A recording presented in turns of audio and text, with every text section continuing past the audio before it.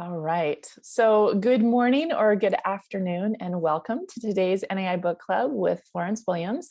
We have the opportunity today to talk about her amazing book that so many of you enjoyed, The Nature Fix, Why Nature Makes Us Happier. And so many of you were very, very interested in this book. It's one of our most popular readings since we started this club about 8 years ago.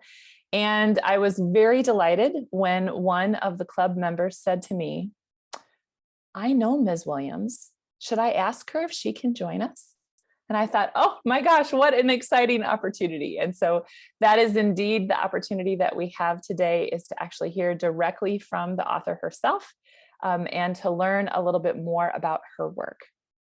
Now, the way that our book club is going to work today is very shortly, I'm going to invite her to also give a little bit more of a thorough introduction to herself, including the fact that she has a brand new book that's coming out, and in particular, an enhanced audiobook that she really encourages us to explore and investigate together. But to just kind of give you an idea of how I'm imagining today might go, we have 47 people on today's call, and obviously you won't all get a chance to ask her a question. So there are some questions that came in prior to today's session that I have turned into polls. And so I plan to actually run a couple of polls and have you vote. And so Florence, you'll have to pretend you don't know the question that's coming, but you'll at least get to see them on the screen. And then I'm also going to encourage you to put your questions into the chat. And perhaps while she's answering some of the other questions, I can generate some further polls just so we can kind of narrow things down.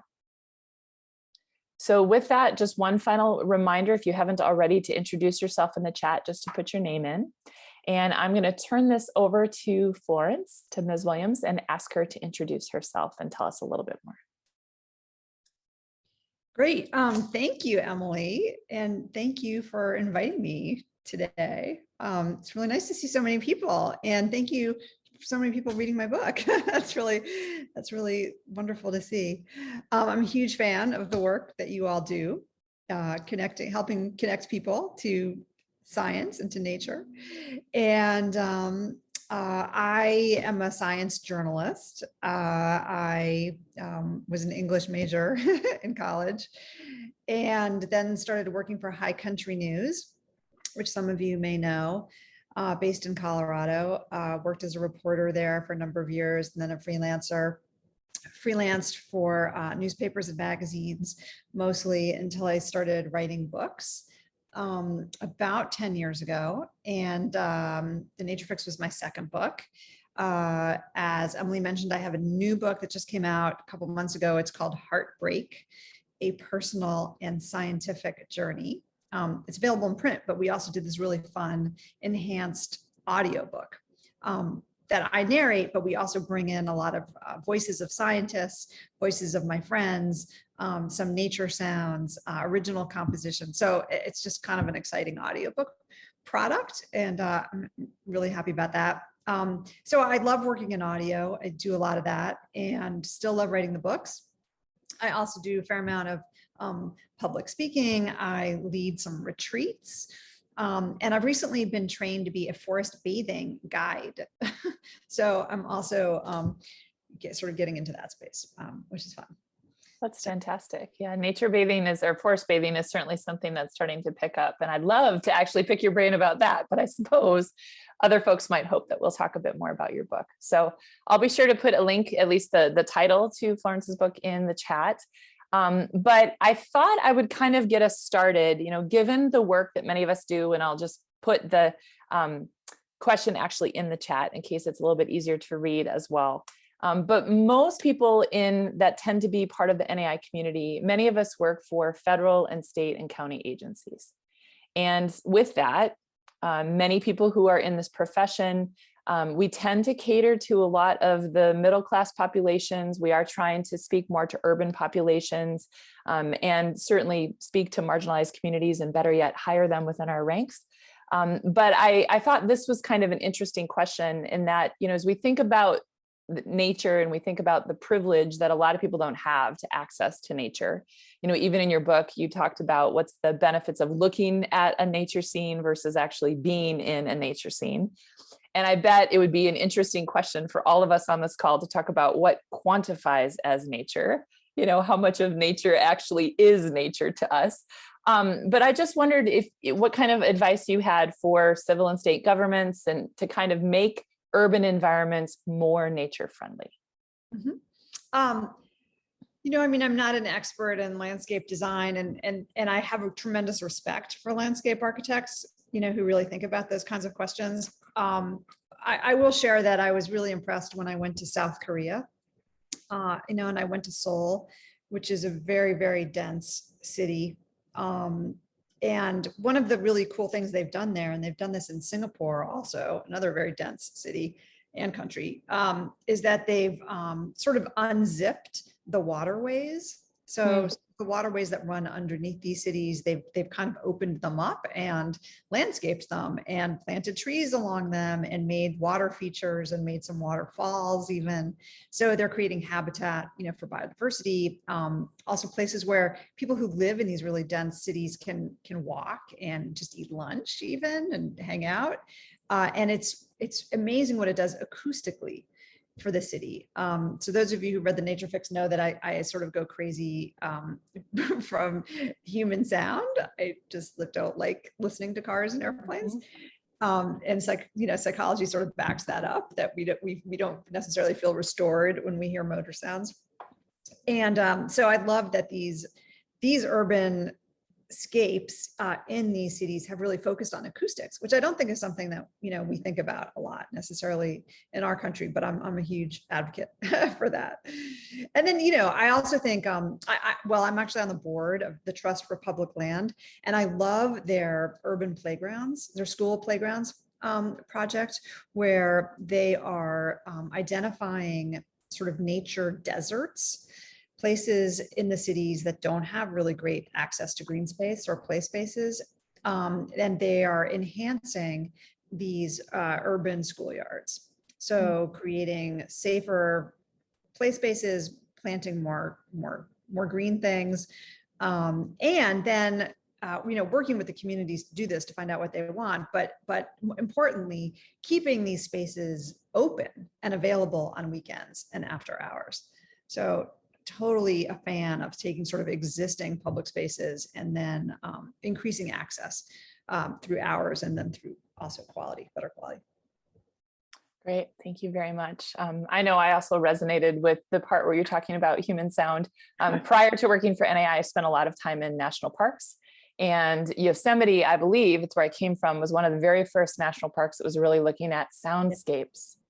And when that first opened, I thought, what are you talking about? And yet the more that I really reflected on it, I could see the value of that so much.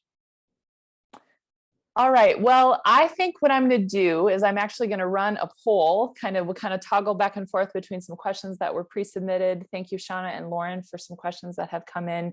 But I'm just going to run a quick poll here to get us started, and you'll have an opportunity just to vote on 2 questions to kind of decide where we might want to ask her next. We may get a chance to watch or, to ask all of them.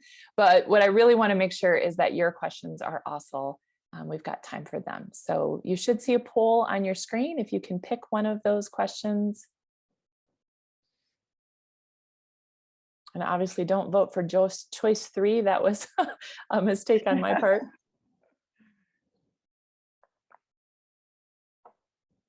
Trying to generate these quickly before the Zoom call started. So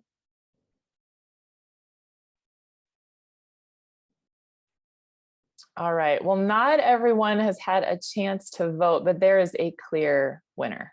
And it probably doesn't surprise you that the clear winner is this idea about, in the text you mentioned we need to carve out 5 hours a month for the real magic to happen.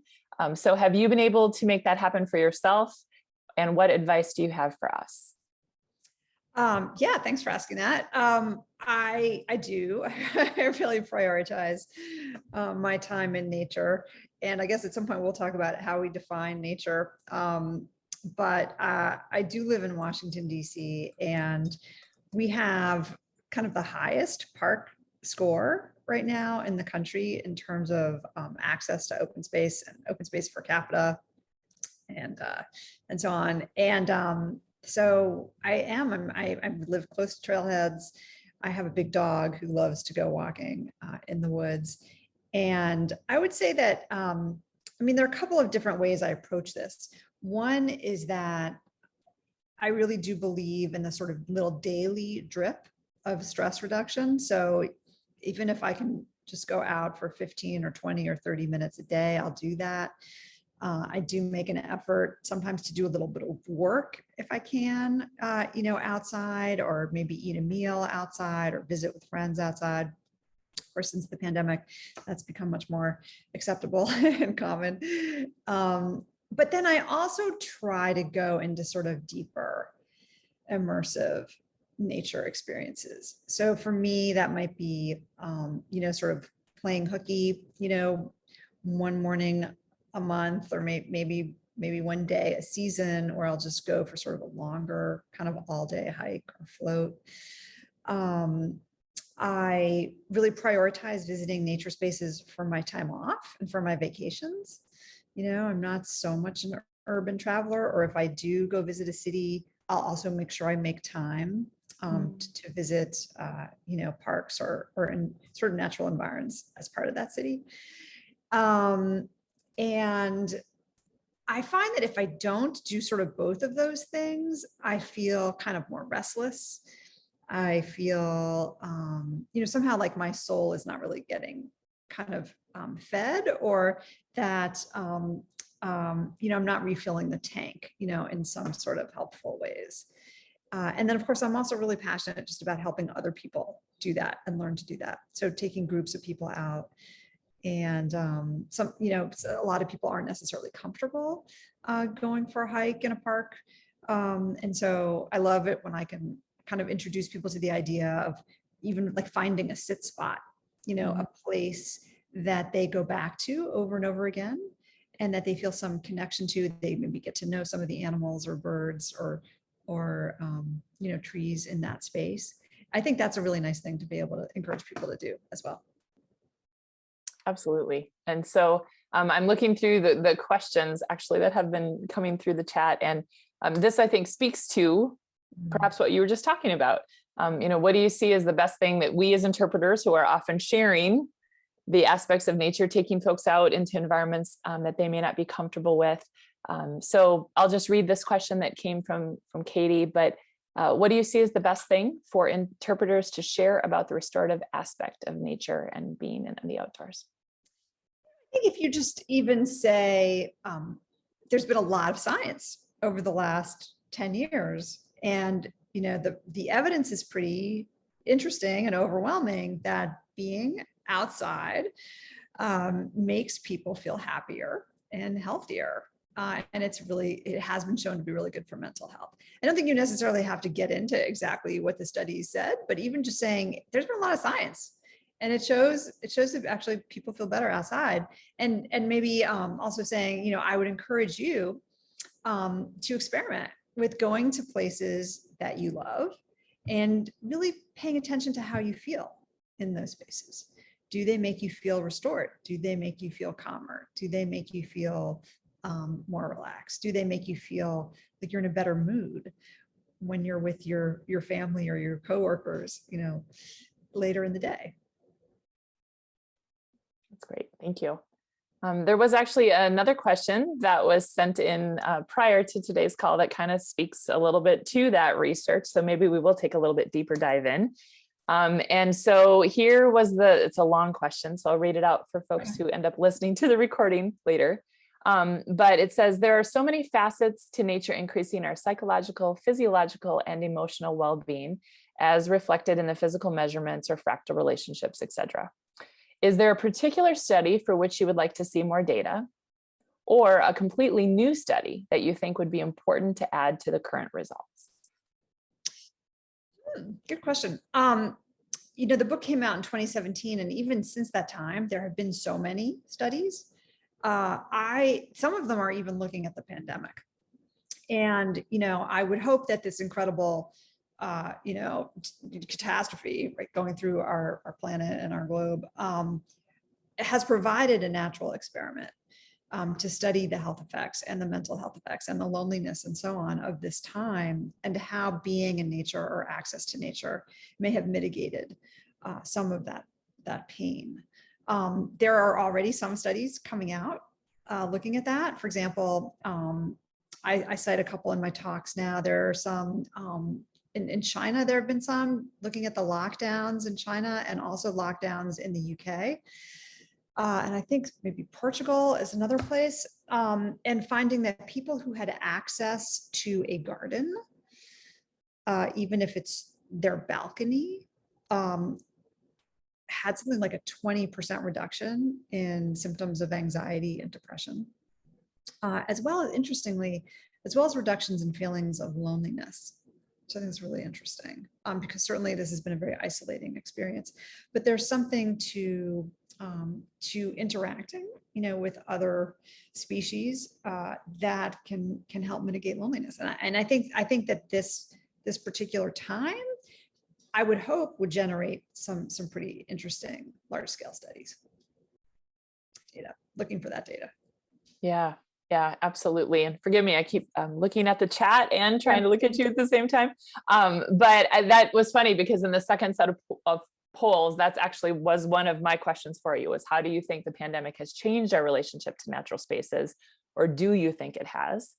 And so do you want to embellish on that perhaps a little bit more? Sure. Yeah. I think it points to sort of two different societies. So many of us have spent more time in nature during the pandemic and have rediscovered, a connection to nature, or discovered a connection to nature. And that's been really a silver lining, I think, to this event. I talk to people all the time who are like, oh, I'm learning some birds, I'm getting to know my trees. I go walk along the river and I see this or I see that.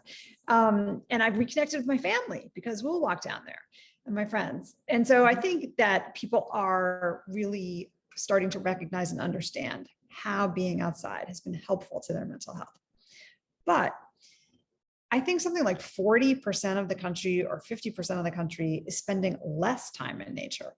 And those are people who are less privileged. They live in neighborhoods that don't have the green space, that don't have the access. They live in neighborhoods where that green space is, I think, 2 or 3 times more crowded than green space in wealthier parts of cities. So there's been a real sort of economic and socioeconomic divide over who gets to enjoy green space during a disaster. And that surprised me to hear those statistics, because I was like, everybody's going outside, but actually that's not the case. And it's another reason, why we need to really think about equity when we think about access to nature, when we think about increasing the size of parks and increasing the number of parks, especially in parts of the city that just don't have them. Absolutely. All right, there's so many good questions here. It's hard to decide. You're also welcome to scroll through if there's a question you say, oh, I really want to answer that one. It's funny, it's kind of fun to see, because I feel as I'm looking through the chat, people are talking about the research and our work. And then people are also asking, well, tell us about you, or tell us about, how do you get 5 hours of nature a month? So this was another one that came in a little bit earlier, which I thought was an interesting question, which is, and maybe you've already answered this question to a degree, but what is something that you've implemented in your life since researching and writing this book that you feel has improved your health, happiness, and creativity? Yeah. So during the pandemic, when the pandemic really started, and we all our worlds became much smaller, I started walking down to this bluff about 5 blocks from my house to look at the sunset every single night. And it was a little bit of awe. I talk about the science of awe in that book. I talk about it even more in the Heartbreak book. It became this ritual, where I wanted to see the sunset every night. And it made me feel, as awe does, made me feel more connected to the world around me. And it made me feel more connected to the people around me. So there were a lot of my neighbors doing the same thing. And we became a little community down there. We would gather every night at sunset, and I would see the same people. Eventually I got to know their names, and we would chat. There's something about the experience of awe that when it is shared is also really lovely, and sort of optimism making. There's a sense, I think, when you're looking at something awesome, especially maybe vast, like the sky, that there's this sense that we are in this together, right? That as isolating and anxiety making as this is, we're all in it together. We're a community. We take care of each other. And I think in these very divisive times that we live in, and to the extent that there is a strong strain in America about self-sufficiency and sort of independence. But that's not always really what's best for our planet, and it's not always really what's best for our mental health and for our physical health, it turns out, because we do all affect each other's health, as we now know. So feel that sort of sense of shared enterprise was something I was able to kind of gain from that experience, and something I am grateful for. It's important to find some optimism where we can these days. Absolutely. Absolutely. Okay, great. Thank you. So I want to be conscious of your time, because just so you all know, Florence is doing this on sort of a pro bono, because we're a small nonprofit, and I don't want to, we probably won't stay the whole hour like we often do. So I'm thinking that I'll probably ask about 2 more questions or so. And then what I will probably do, Florence, is invite you to sign off. And then often we get into small group discussions. So I may have folks who want to stick around and take a deeper dive into their own reflective practices in interpretation. I think that may work for us. These are great questions, so I'm happy to answer. Okay, well, great. We can also keep them coming as well. I just want to be conscious of your time as well. So there is some enthusiasm in the chat from this question from Stephen, and so I will repost it. It says, in your book, you described 2 trips to Moab and the Upper San Juan Canyon in Utah. I know both of these places well, and in both, rocks and rocky landscapes predominate, as you noted. What is known about the restorative qualities and experiencing arid, rocky places, many of which are popular and beloved for what they are and what they offer, as opposed to, say, forests? Thanks for that question, Stephen. There is a lot of emphasis, I would say, on forests and trees in my book. And that's because a lot of the countries that have done the most research, at least up to that time, were places like Japan and South Korea and Scandinavia, where there not only is a lot of forests, but a lot of intense devotion to those forests. But I also talked to David Strayer in the book, who is a cognitive neuroscientist from the University of Utah. He's obviously a fan of the desert there, and he takes his course, he teaches a course called Cognition in the Wild. And as part of that course, they do a 3-day or 4-day camping trip down in the desert. And they do some experiments now where they're testing each other's EEGs, reading their brain waves, doing some other tests. And he's designed some interesting tests, interviewing backpackers who go to the desert as part of, Outward Bound, for example. Mm-hmm. He'll give them a test of creativity before and after the backpacking trip, and sees this 50% improvement in creativity after backpacking, and that's in the desert. So I think, it doesn't really matter necessarily what kind of natural landscape it is often. If it's a place where we feel relatively safe, if it's a place that incorporates that kind of sense of vastness, that awe. And certainly the desert provides, like looking at the ocean or like looking at the sky, sometimes you get these incredible distance vistas that can be very, very grounding and meaningful for humans to kind of have that sense of our own smallness in the cosmos, right? There's something incredibly healing for our psychology about feeling like our own ego is a little bit less important than it sometimes seems. So I think, there's no question that these gorgeous desert landscapes, especially if we like them, Right. Make us feel great. I mean, there are some people who hate the ocean, they feel really threatened by it. And there are some people who don't feel comfortable in a forest because it feels too claustrophobic. So, there are always going to be some people, I think, who may react to a certain kind of landscape in both positive and negative ways. But in general, your job is to sort of tell people how cool it is, make it feel like a more benign and welcoming space. And I think it can absolutely have these incredible mental health benefits. Yeah. Yeah. I love that. I was just thinking, I was chatting with Florence a little bit ahead of time that I just came back from a visit to my family, and my family lives in the Midwestern part of the country. And I remember when my mom came to visit me in Yosemite, and I lived in Yosemite Valley, and she said to me, I feel really claustrophobic here.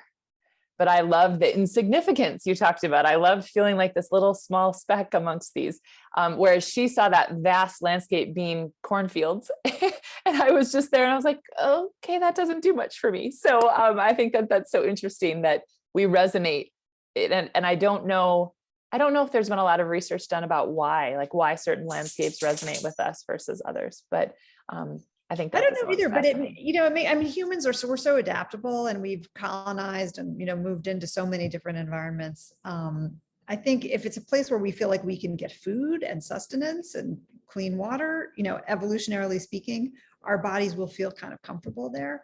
But there's so much variation. This is really why I encourage people to go to the places they love. Mm-hmm. Find the things they'd love to do. And for some people, it's going to be trimming roses in their backyard or whatever. That's fine. Or it's going to be catching caterpillars in the sidewalk. It's kind of whatever you make it. Absolutely. So you had alluded to this a little bit earlier about like the cosmos and that feeling of the vastness. So another question that had come in was really looking about things like dark skies.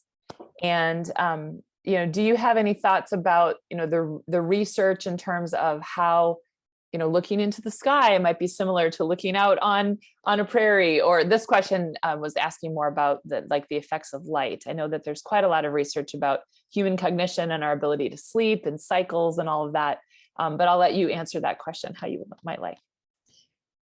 I think there actually aren't that many kind of landscapes or skyscapes in which we feel this incredible awe, that kind of big vastness of awe.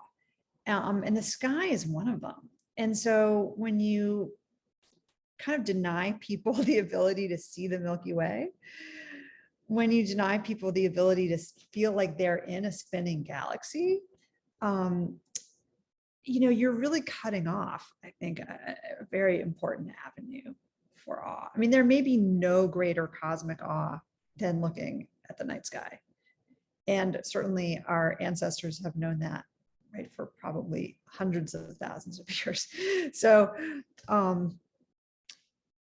I wish we didn't have so much light pollution. I mean, it's not good for the animals, and it's also not really good for us. It's another kind of pollution, and it's one that we don't really acknowledge or talk about enough. So maybe that connects to another question that kind of came in to the chat about that next frontier. What do you think is the next frontier for you on nature's impacts, or maybe for us to explore as well?